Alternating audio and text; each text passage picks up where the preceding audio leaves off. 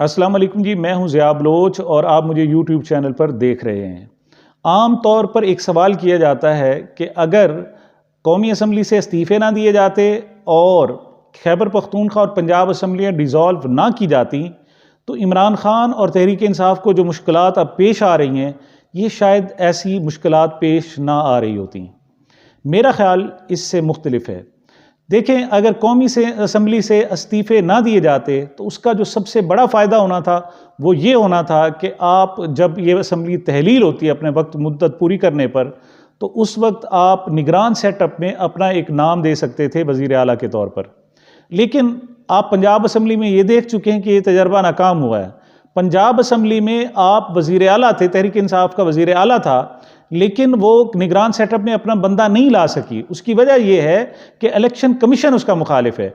अगर वफाक में भी ऐसा होता, फ़र्ज़ करो ऐसा होता, तो फिर भी यही होना था और अब भी मुमकिन है, क्योंकि अब भी जो इजाफी सीटें अब मिलने वाली हैं और जो इस्तीफ़े मंजूर नहीं हुए, तो उसमें फिर तहरीक इंसाफ का जनाब बन जाएगा अपोजिशन लीडर और वो नाम भी दे देगा।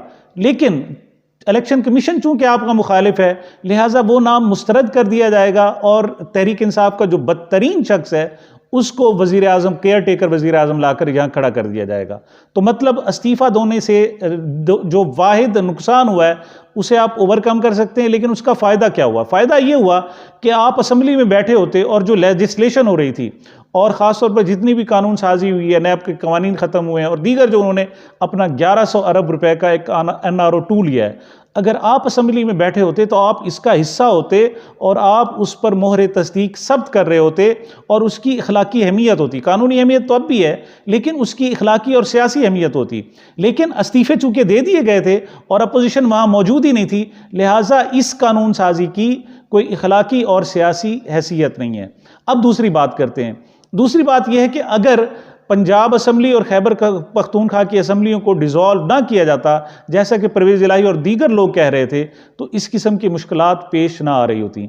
यहाँ भी मेरा इख्तलाफ है। देखें, अगर आपने इस्तीफ़े ना दिए होते तो अब जो मसाइल पेश आ रहे हैं, जो अब जो कहा जा रहा है कि इलेक्शन नहीं हो सकते, उसकी 3 बड़ी वजूहात बताई जा रही हैं। पहली, वजारत ख़जाना से पैसे नहीं है। दूसरा, फौजी जवान आपको रेंजर्स से नहीं मिल रहे और तीसरी, आपको RO नहीं मिल रहा है जनाब। आपको जनाब जो अदालतें हैं वो आपको अपने बंदे देने के लिए तैयार नहीं है और इलेक्शन डिले करने की कोशिश की जा रही है। अगर आप ये सब जाकर अगस्त में असम्बलियाँ डिज़ोल्व करते तो फिर ये जो तमाशा अब शुरू हुआ है ये अगस्त में शुरू होना था और अब तो शायद आप इसे घसीट घुसूट कर इस अगस्त तक ले जाएं और इलेक्शन के लिए तैयार कर लें। लेकिन अगर जब ये अगस्त में तमाशा शुरू होता तो ये 2023 में तो आप भूल जाते, 2024 और 25 में जाकर कहीं इलेक्शन होने थे, वरना ऐसा कभी नहीं होना था। तो मैं समझता हूं कि कौमी असम्बली से इस्तीफ़े देने का जवाब भी दुरुस्त है, क्योंकि आपने पार्लियामेंट की इखलाकी हैसियत ख़त्म कर दी है।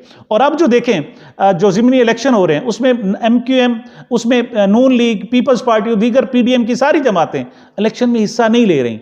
उसका मतलब यह है कि पार्लियामेंट की हैसियत ख़त्म हो चुकी है, एक डम्मी वजूद है और उसकी जो कानून साजी है उसकी भी कोई हैसियत नहीं है। और जो आपने असम्बलियाँ तोड़कर अब खड़ा किया है और उनको मजबूर किया है कि वो इलेक्शन करें और आप अभी घसीटेंगे, अब आपको बहुत कुछ करना पड़ेगा, तो आप इसी साल इलेक्शन कराने में कामयाब हो जाएंगे, वरना फिर ये 2025 में होता था। ये मेरा नुक्ता नज़र है। मुझे, मेरे इस चैनल को अपनी मोहब्बतों दुआओं में याद रखिएगा। मिलते हैं एक वक्फे के बाद।